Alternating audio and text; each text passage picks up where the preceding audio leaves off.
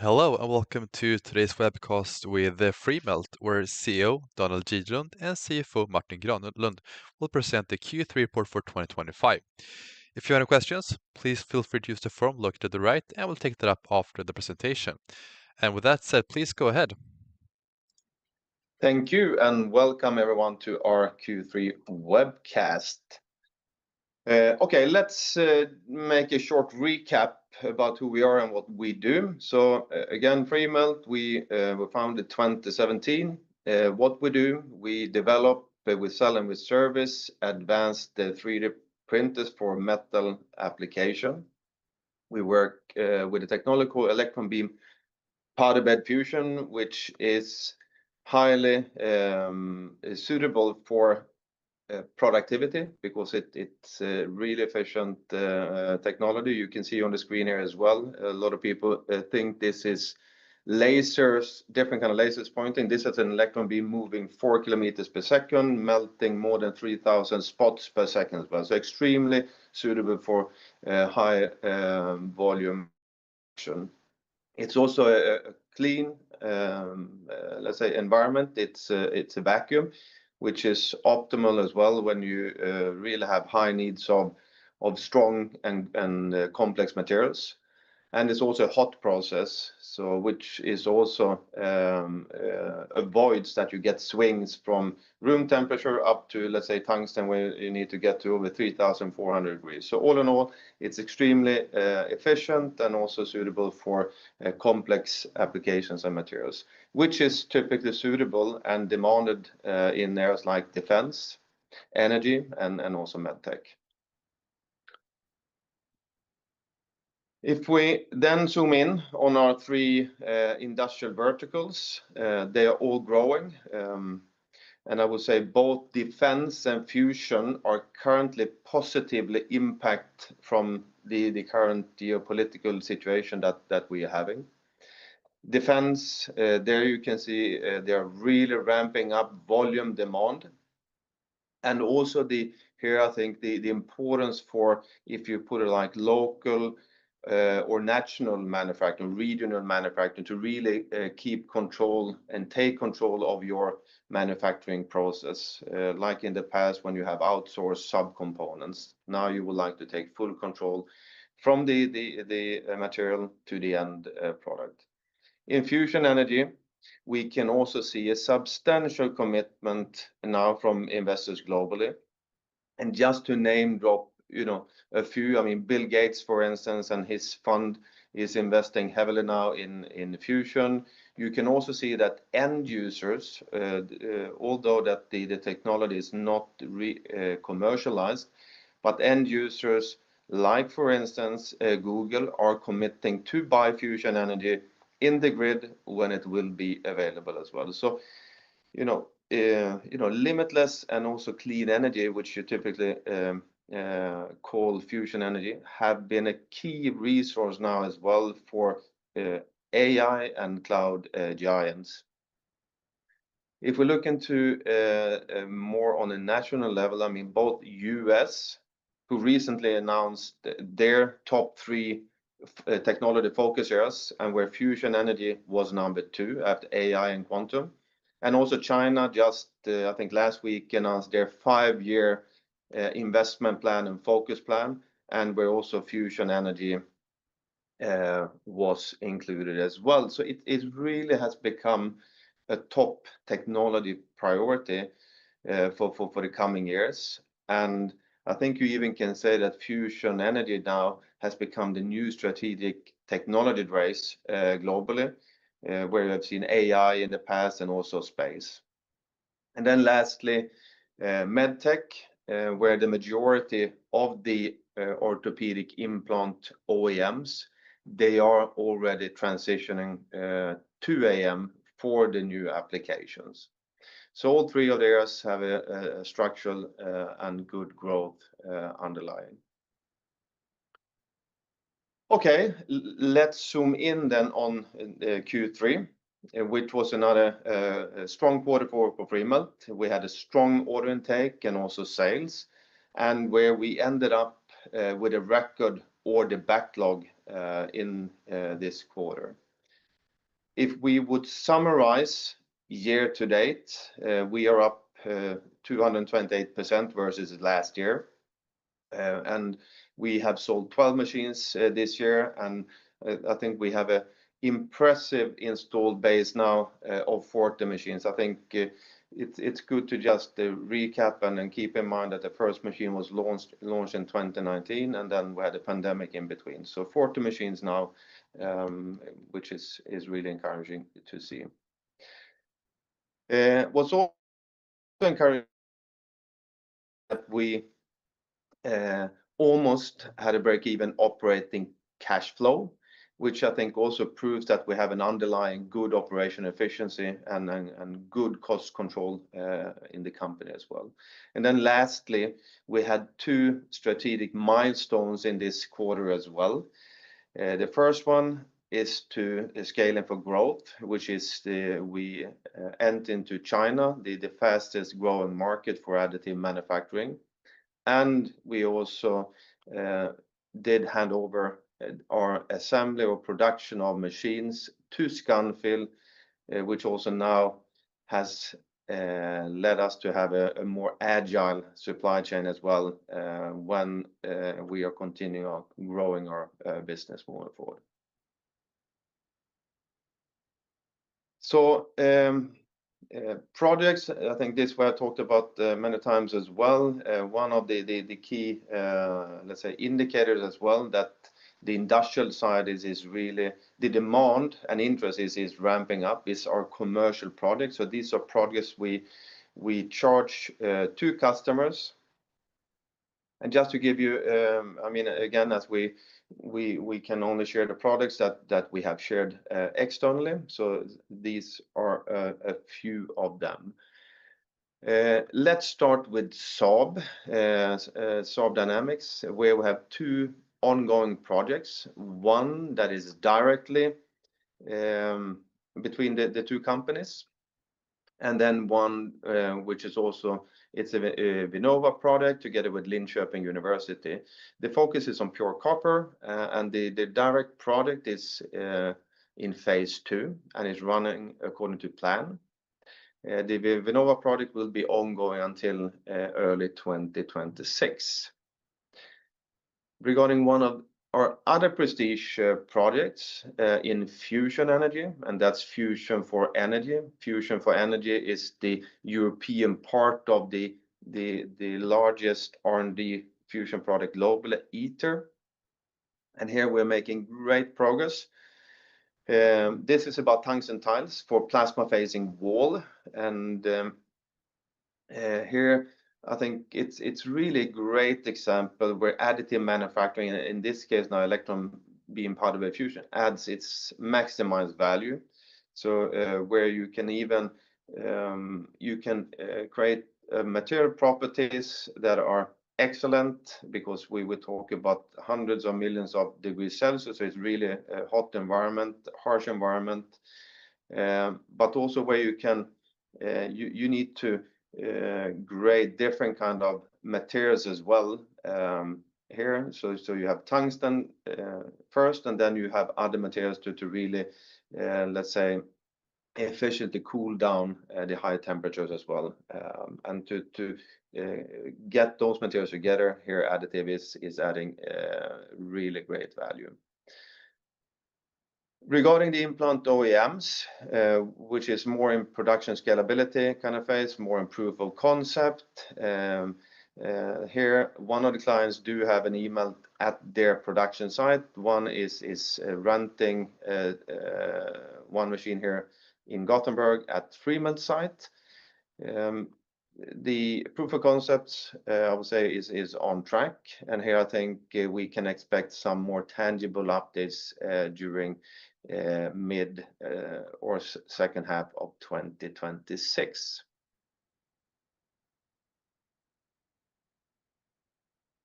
As we have the ambition to become the global leader of electron beam powder bed fusion solutions, then of course we must be present in the fastest growing market for additive manufacturing in China as well. And I think there is still a lot of perception of China being a high labor-intensive manufacturing country, and then maybe it is in some industries. But as I said before, China is the world's fastest growing market in additive manufacturing as well. So it's just a must to be here. And actually yesterday morning, I heard on one of the morning shows on Swedish TV that the former Minister of Foreign Affairs, Carl Bildt, he mentioned as well that China is expected to represent around 45% of the world's industry by 2030. And I think you can also see when you go to China and you see their manufacturing facilities, it's highly advanced, it's efficient manufacturing, and that they already have in place. So they are becoming really more efficient from manufacturing perspective as well. And when it comes to fusion energy, where I mean Freemelt, we have a strong position. We have worked now a couple of years first in with the UKEA, now Fusion for Energy and so forth. I mean China, as I mentioned before, they're also investing a lot of money in fusion as we speak, and it's included in the 5-year plan. So we also see a great potential and value of the collaboration that we have with Yuli, that is highly experienced and exposed to energy applications as such in China and outside of China as well. Lastly, the Chinese population is getting more wealthy, and which also means that they request more and more orthopedic implant surgeries as well. So while there is also an underlying strong increased demand for additive manufacturing implants. So with that said, I hand over to our CFO, Martin. Thank you, Daniel. I'm very happy to present another strong quarter by the Freemelt team. In Q3, we had an order intake of 18.5 million SEK. So these are the accumulated value of the orders received in the period. We have an order book at an all-time high, 23.4 million. The order book represents the orders we've received, but that we haven't yet invoiced. So this order book is going to be future receivables, then turning into future cash flows, and finally turning into net sales in our P&L. So this is what an indication of what we'll report for the coming quarters. Strong net sales in the period, 17 million. That's up 96% compared to the same period last year. For the year-to-date period, it's even stronger, up 228% compared to the same period last year. We see that the main part of sales, as you can see in the figure on the bottom right, the light green, 81% is from machine sales. We have 12% coming from aftermarket sales, and then a small portion from customer projects and other. What's important to note is the margins. So the direct margins in the P&L are a little bit worse compared to same periods last year, and this is for two main reasons. One is the sales mix. Depends very much which machine we sell, what the margin for each sale of the machine is, and also the outsourcing activity that has been ongoing since the spring, where we see that the initial builds of machines are slightly more expensive, but it's going to go down over time as the efficiency improves with our third-party outsourcing partner. Cash flow. Cash flow was also impressive, operating cash flow of almost break even in the third quarter. This is, of course, the result of sales. So sales do come down as cash flow at some point. And we have seen the improvement is mainly due to reduction in receivables, meaning customers paying their invoices, and also a reduction in overall inventory of trade goods. This is also a great improvement from last year, and as you can see from the graph, we've had a great improvement in the operating cash flow. The cash at bank at the end of period was 45.1 million SEK. And for the funding strategy going forward, an important part is the listed warrant, which was part of the capital raise in February 2025. It's going to expire in June. It has the potential to provide the company with 50 million SEK in additional funding. But it does require every warrant holder to take action and subscribe. And I just want to reiterate the favorable terms of the warrant, where the price paid is going to be a discount towards a volume weighted price, which is measured in the second half of May 2026. Subscription is in June, and the maximum price for the warrant is going to be 1.33 krona or 1.33 SEK. So just as a reminder for those of you who have this in your holdings, that you have to take action if you are interested in being part of the future Freemelt journey. Thanks a lot. Thank you, Martin. So let's wrap up Q3. So Q3 was another strong quarter regarding sales and order intake. And I think this also together with a strong Q2, we have ended up with an all-time high order backlog as well, which of course is extremely encouraging and important moving forward. We also achieved two major strategic milestones during the quarter. Again, from a commercial growth and expansion point of view, our presence now in China, the fastest growing market for additive manufacturing, is extremely important. And I think we can also see that based on the first order that we also received on the machine within such a short, let's say, time after we entered into the collaboration with Jiuli, I think it just proves how Jiuli is operating and executing. Secondly, we also, with the strategic agreement with Scanfil, we managed also to hand over according to plan with Scanfil, which is now independently assembling our machines as well, so which will help us a lot when we continue to grow, and also when we continue to grow as an industrial company as well. And I think we just must remind ourselves that we have sold 40 machines until now, and again, the first machine was launched in 2019. We had the pandemic in between, and only in this year we have sold 12 machines now. So I think we've taken clear steps towards our ambition of being a leading EPBF supplier.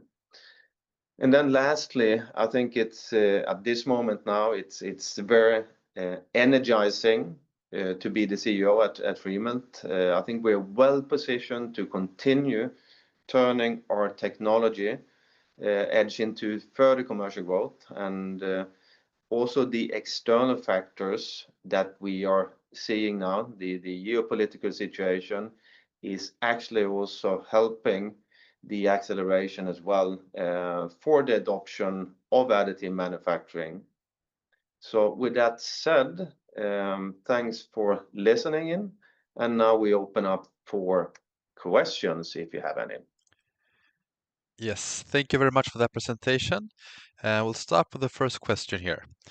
Could you give us a breakdown of your order book as of Q3 and also a timeline for the machine deliveries? I can respond to this one. So we don't provide a breakdown of the order book. We do mention in the press releases sometimes when we expect the delivery to take place. Typically, it takes between 3 and 5 months from received purchase order until delivery, and that's also when the machines end up as net sales in our books. We do invoice them in between, so machines are invoiced 30% at purchase order, 60% at delivery, and 10% at install, which is a typical case. It's not always the case, but the typical case.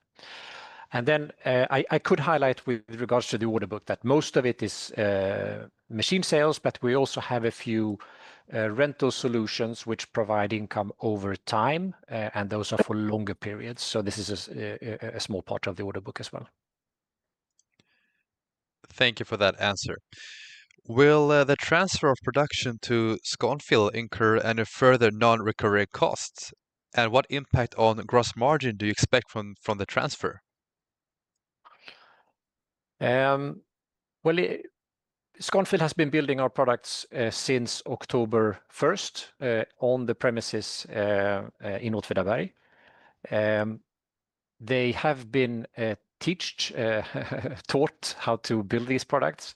And initially, we do see that the unit cost is higher in the transition. It's going to go down over time. And Scanfil is also a partner which helps us to industrialize the machines, helps us with procurement and purchasing. So I do see that the margins will improve over time when we work with Scanfil. And in terms of one-off costs, I mean, it depends very much what kind of initiatives we want to do with this third partner. So I think it's very much up to us what we want to improve, when we want to improve it, and how much we're willing to spend on such improvements. Thank you, Martin, for that answer. What are your investment plans for 2025 and also 2026? I can jump in on this one as well. So we normally don't talk about the future investment plans in detail, but just as a broad outline, we have an application center in Göteborg.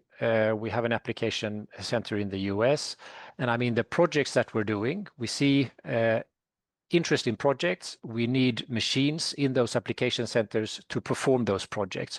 That's one area where it's likely that we need to do a bit of investment in order to be able to get new interesting customers, and especially industrial customers as well, for the future. And as we've spoken about in the past, the projects that we do, I mean, those are the really interesting ones which we should keep an extra eye on. In Q2, you made a breakthrough with increased traction in the market, driving record high order intake. And in Q3, your order book is at a record high level, and order intake is at the same level but with fewer machines sold. Can you elaborate on that and how you should think about the order values going forward? I can take that one. Sorry? I can answer that one if I think we can all, of course, I mean, confirm what we communicated in the second quarter. I mean, we are seeing in general an increased traction in the market. I think in fusion we have strengthened our position recently, and I think in defense, I mean, I think all of us can read in the news and see in the news that the pressure for change is great. When it comes to the order value per the respective orders, I mean, it's really depending on the type of machines that we sell, but also depending on the aftermarket that has been generated during the quarter. And during Q3, we did sell less machines, but the two of them were the industrial machine Embedding, which have a higher order value than our research machines. So yeah, I think that's the explanation why it was different. So the mix of sales, I would say, is really depending on the outcome. Thank you for that answer, Daniel. You write in the report that your production has now transferred to Scanfil, which reduces your investment needs in the future and ties up less capital. Can you elaborate on it further, and do you see any risk in the collaboration going forward? Right. Well, it is a central part of our strategy, right? We've walked through this. It does minimize the capital tied up in the company. It increases our production delivery capacity for the future greatly, I would say. And it also mitigates future risks if we would do all this in-house with competence, tooling, production space, strategic purchasing, etc. It's much better to have a specialized third party to do this. With the specific risks, we've already covered that in the short term, we do see somewhat higher unit costs. It's going to go down over time. We do see that we, of course, will be reliant on a third party. It's not all in our own hands, and it's a third party we have to manage properly. That's going to be extremely important for us going forward. And it also reduces our flexibility a little bit because, again, we need to provide firm forecast to our third-party production partner. Whereas when you have it in-house, there's always a bit of more flexibility and easier to handle, if you like. But I would say those are the main sort of things to look at from our side. Understood. Thank you. And during the period, you visited your partner Julie in China, and you have already received your first machine order. How do you see the collaboration going forward? As I mentioned before, China is the fastest growing market for additive. So again, it's a must for us to be there. I think Julie maybe is maybe not the typical, let's say, partner to additive OEMs like Freemelt or like to be a reseller. I think Julie, they are a big manufacturing company in high-tech applications, mainly in energy applications. So I think again with the focus on fusion energy, then I think Julie they have really strong and good capabilities to get a good presence there as well. I think also the machine order that we received within such a short period of time as well after our collaboration agreement was signed. I think that also underscores how well the collaboration have started. So moving forward, I just expect this to continue in the same positive path that we have seen from the start. And sorry, Martin, did you want to add something there? No? Okay, sorry. And as you mentioned, there is great pressure for change in defense, and you have several ongoing projects in the sector. Can you tell us how they are developing and what we can expect going forward? Yeah, I think again, as I mentioned before, there is a high need of advanced components in very complex materials as well, which is critical for defense. And here I think AM will definitely it will play a crucial role. I think I also seen somewhere that AM now is expecting to actually grow substantially within the defense industry as such, up to 19% of the total manufacturing at 2035. We are currently running 2 projects, which I mentioned before about with Saab. And they are running according to plan. And we also got a new order with not a named defense customer, but who acquired a Freemelt 1 machine for material development. So I think all in all, I think the projects and the collaborations, engagement that we're having in defense is running well. And in what way do US tariffs and government shutdown affect Freemelt?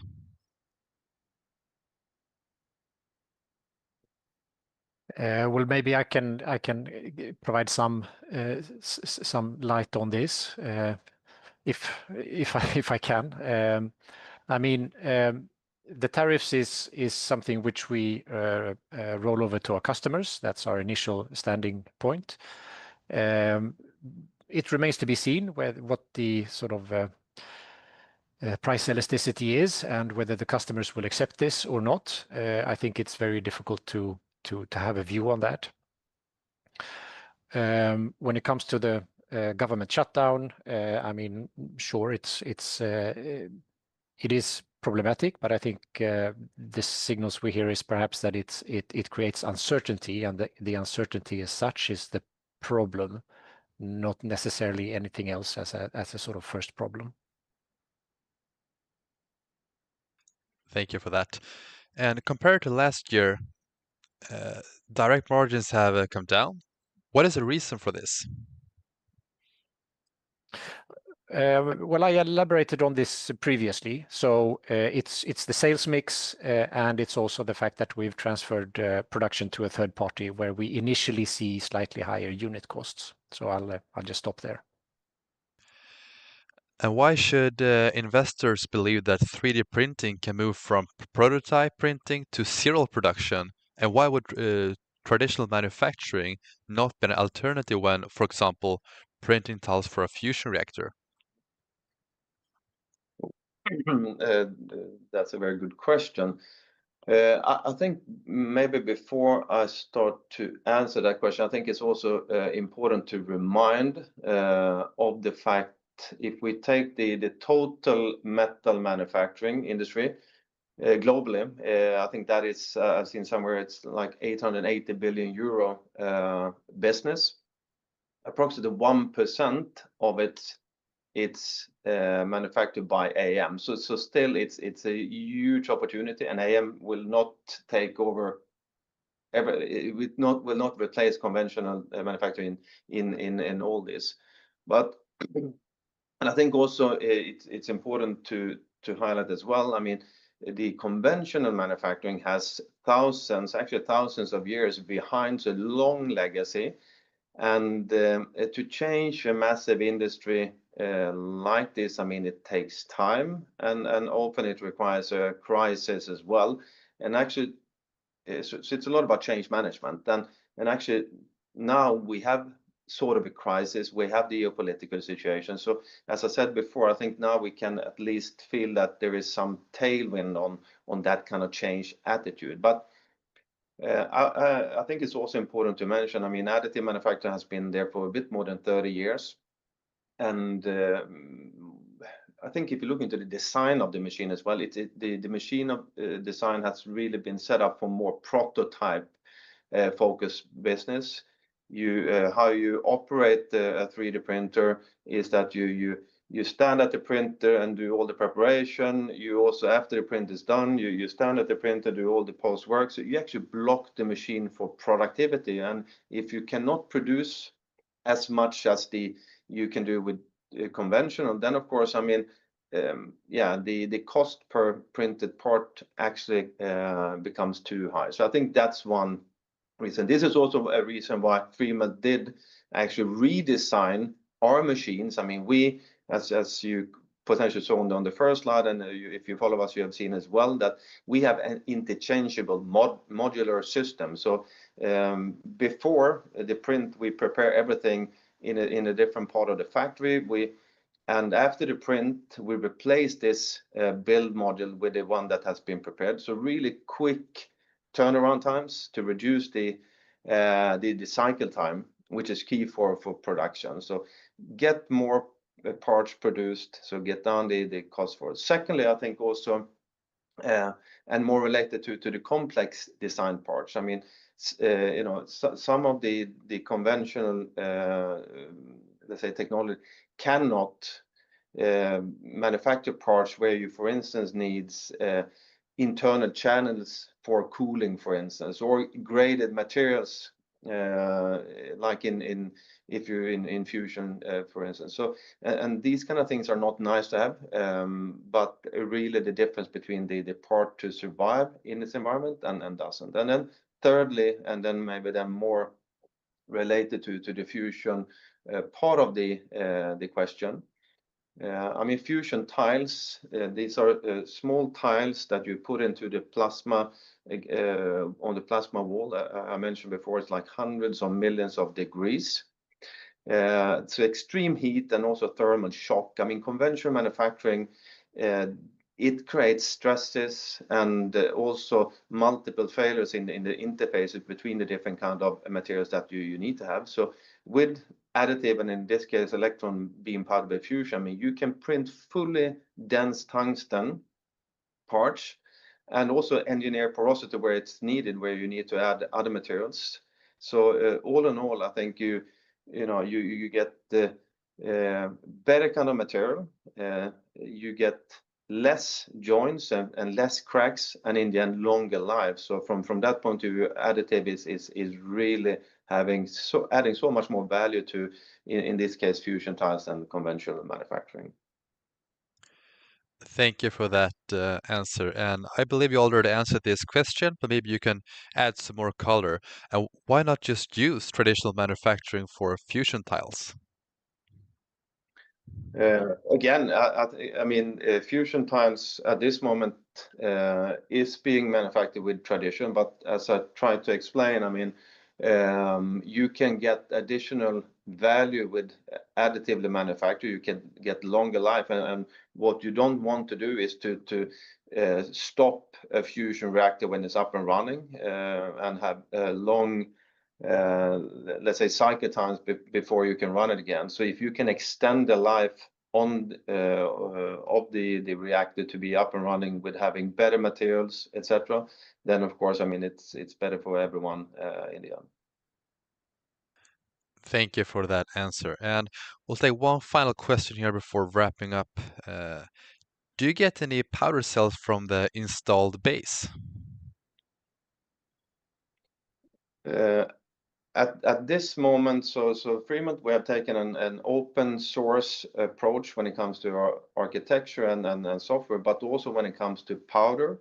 So most of the other, let's say, OEMs do have let's say, closed ecosystem. You need to buy the printer, the software, and the powder. Freemelt taking a different kind of approach. So we collaborate instead with partners that can add most value from a powder point of view, and we work a lot with Sandvik, just to mention one. So with that said, no, at this moment we don't sell powder to our customers, but we do that through our partners. Okay, that concludes today's presentation and also Q&A section here. Thank you very much, Daniel and Martin, for presenting and answering all of our questions, and thank you for everyone for tuning in. Thank you. Thank you. Thank you all.